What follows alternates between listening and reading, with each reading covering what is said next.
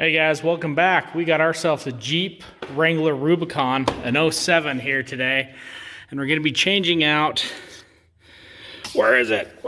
That guy right there. We got the automatic tensioner. It's making quite a bit of noise, so we're gonna swap that out. Should be a straightforward process. It's gonna be one bolt, which is a 16 millimeter right there. Pop that out, so we're gonna remove the belt off the wheel, pop the bolt, pop the new tensioner on, and we should be done.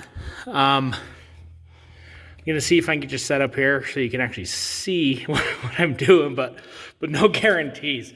So with that being said, let's get started.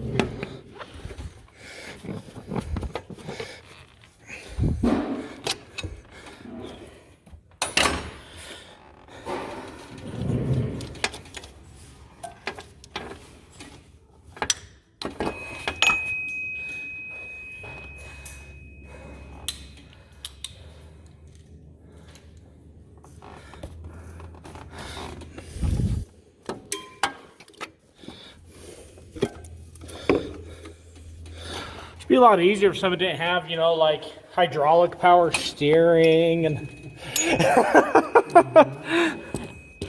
an air tank in the front.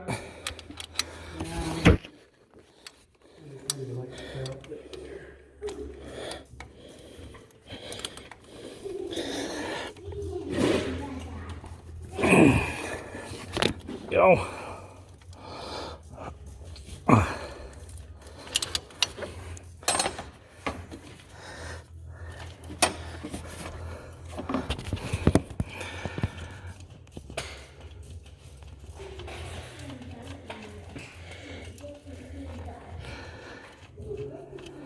Oh, I got one already.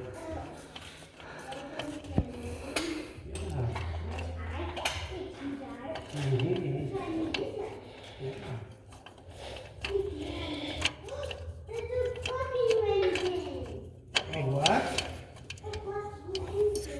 There's a crack in the ear. All right. So we got that one bolt off.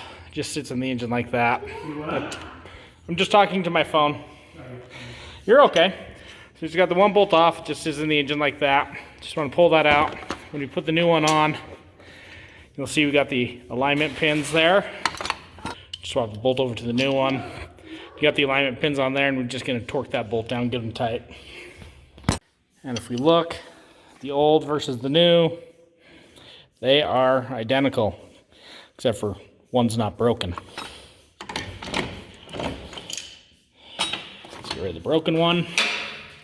Let's get this new one stuck back on.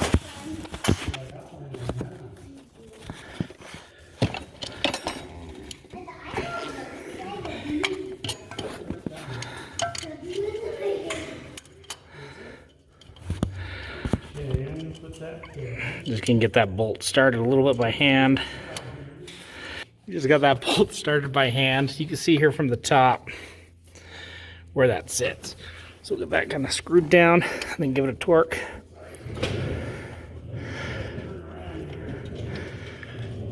Now for most Wranglers, this will be a lot easier because you don't have this guy for hydraulic power steering sitting in front, and you probably have a stock air box in it. So, I'm trying to make things as difficult as possible today.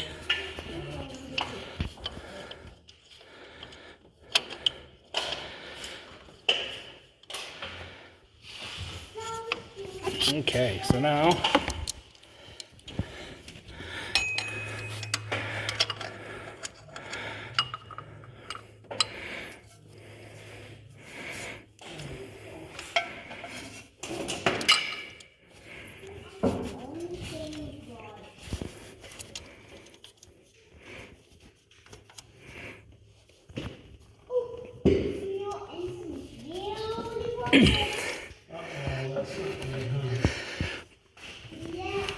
There we go.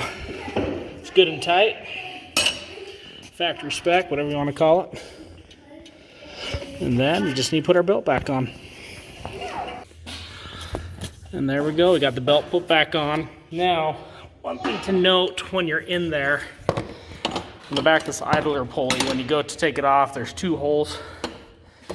It's easier, you can get full purchase with your socket in that second hole, so you can force it down and get your belt off and get your belt on. So, relatively easy job. We noticed it was chirping, and then we looked in here, this was all jumping and everything, so the spring had gone bad in there and the bearing in the pulley. So there you go, guys. If you like what you saw here, give us a thumbs up, smash that subscribe button, and we will see you next time.